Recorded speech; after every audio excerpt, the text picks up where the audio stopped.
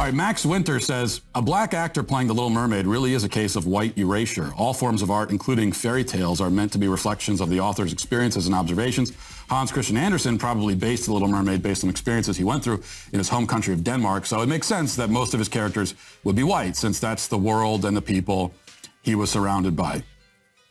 Yeah, I'm given the way that we deal with these sorts of issues, I'm sympathetic to that. Now, I would be fine, like we talked about yesterday. We don't have to rehash the entire thing, but if we all agreed that race in films and TV shows, especially fictional stories, don't matter, and we're going to take a kind of colorblind casting approach, and it doesn't matter as long as the actor is good. If we could all agree on that, then I'd be on board. Also, by the way, with The Little Mermaid, can we also just mention that just from a scientific perspective, okay, it doesn't make a lot of sense to have someone with darker skin who lives deep in the ocean.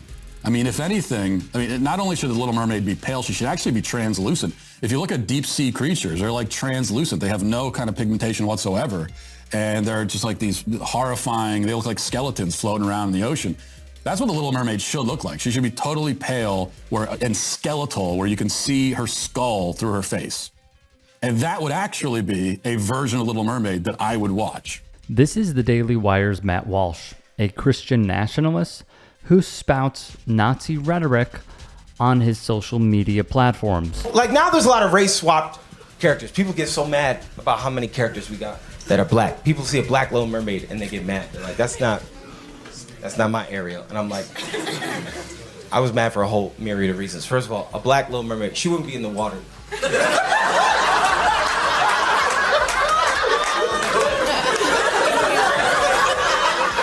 Just swimming about looking for a crab without boiling the mother.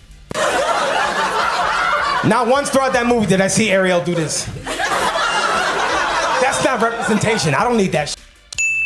And that is stand-up comic Troy Bond, who ethers folks like this on the daily. Interesting boots he's been awkwardly strutting around in.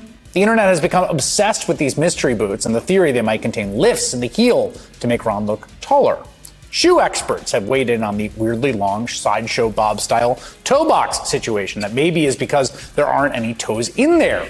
Maybe because the foot is back up on a stilt in the back, like stiletto high heels inside his manly man cowboy boots. It's all speculation, of course, not the type of thing anyone is seriously focused on. What they're trying to say with this is that in your boots, you have heels. No. That's what they're...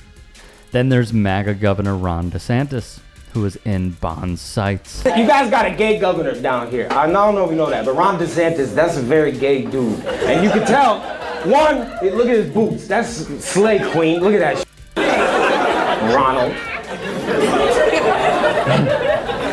That's a gay dude. He passed a lot of anti-gay legislation. You gotta be pretty gay if you think about dudes like that. Be like, we're gonna ban gay literature. They can't read it. The pages are stuck together. Nobody turns gay from reading a book. Just being like, yeah, I like cock and balls now. Thank you, Dewey Decimal System. Ron DeSantis was like, we're banning gay people. We're gonna ban books that have gay people in it, and we're not gonna air RuPaul's Drag Race. Yeah, I know there's some gay men here with their wives tonight. Thank you for coming. Bond calls out DeSantis' anti-gay rhetoric by simply going through the receipts on the governor. Hey guys, quick break in the action. I have a new show coming out called The Rick Strom Show. It is going to be awesome. I'm interviewing musicians, athletes, producers, writers, journalists, authors, sports doctors. Go check it out at youtube.com/@TheRickStromShow. Also be sure to throw me a follow on Instagram, Threads, Blue Sky. It can all be found in the description box below. Thank you. The Manosphere is made up of macho podcasters and influencers. There's no such thing as an independent female. Most women have zero concept of like money. Females don't have independent thought. I know this is a serious topic, but Troy Bond is going to give another perspective. But I was thinking about like who was the leader of misguided young dudes, and there's like sort of a crisis with people in our generation, and it makes young men the problem because people in our generation are we don't have money. We're not buying homes. We don't have the college to house to kid pipeline that we used to anymore. And society was sort of built around your worth is equated to how many kids and how much money you have and your income every year. And if you don't have any of that by the end of the year, it's that comparison thing again, where like you're sitting in your studio apartment chasing a dream that like nobody you know would ever chase. But then when you go home, like, what do you have? Nothing. And then you're looking at, I mean, like, in comparison, you're sitting in a cold apartment. I'm saying this for both of us. You have more nothing than I do. But we all have nothing. And we're just going on Instagram and we're seeing people have kids and a dog and they get a second dog and then they get a cat and you kind of hope one of the dogs kill the cats because they just have too much. And I'm just sitting here eating SpaghettiOs out of a can. And like, I have money. I'm just eating them because I'm punishing myself for life choices. And I'm going, wow, I really have nothing. And those people who have a wife and kids and addiction to Oxycontin are like, I have nothing. And they're watching our clips and be like, I wish I could do what you do one day, man. To be honest, what I also see is not just how algorithms infect our daily lives, but in the same vein, how the Manosphere exploits all of these feelings. Our mission and values are focused on helping people live healthier lives and making the health system work better for everyone. All of this is deeply troubling for corporations worried about the security of their top executives. Right, Wolf, and the security posture for top corporations has changed dramatically since the shooting.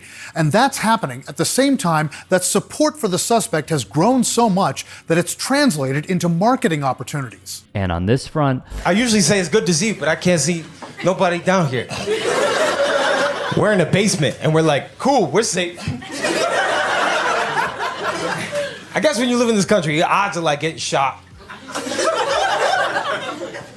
Remember when Luigi did us a service? And for months, don't clap, allegedly. And for months, everybody was like, it's not right. That guy got shot going to work. In this country, you don't get shot going to work. You get shot at movies and schools. But never going to work. Someone's got to work. Bon hilariously puts it all in perspective. Hey, I appreciate you watching. Now, if you can, please do become a channel member by going to youtube.com/tytsports and clicking the join button. If that's too much for you, you can just go to tyt.com/join to become a member. It helps all of us out here at the Young Turks and keeps our network afloat. In addition, you could follow me on my socials on Twitter, Instagram, and TikTok. Appreciate the love. Have a great day.